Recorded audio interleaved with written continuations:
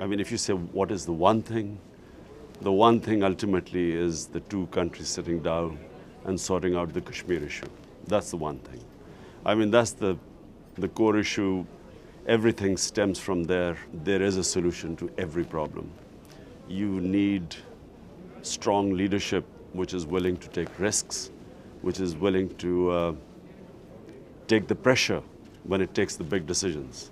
And that's what leadership is all about. You know, for Manmohan Singh, it's difficult now with the elections looming ahead.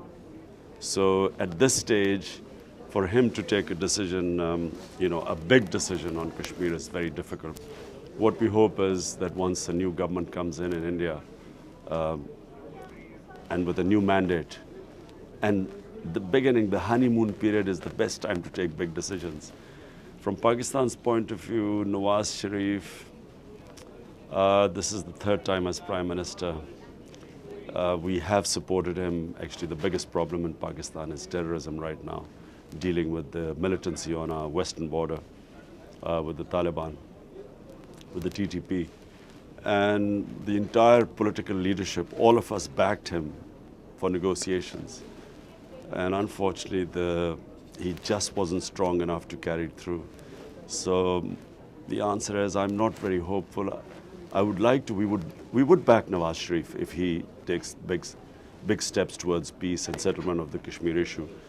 But the past record is not doesn't give you a lot of confidence. Pakistani, I feel that those responsible for that outrageous terrorist attack in Mumbai should be brought to justice. Yes, the answer is yes, I would want that to happen. Unfortunately, I mean, I can only tell you what I read in the newspapers, not being in the government myself, and not having been briefed by our intelligence agencies about the situation. I also, I can only tell you what their official statements are. And the official statements are that, you know, they have nothing. They have repeatedly asked India for more proofs, and they don't have enough proofs to convict the person in court.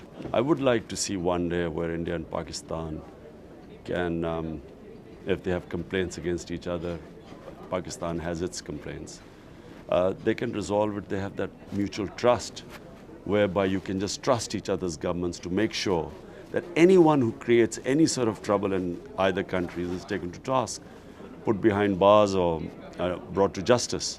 Yes, and the answer is yes, I would like to see that day. Because look, it is inconceivable that two countries, neighbors which are going to live together with such huge economic potential, have this sort of relationship which is not making us move forward.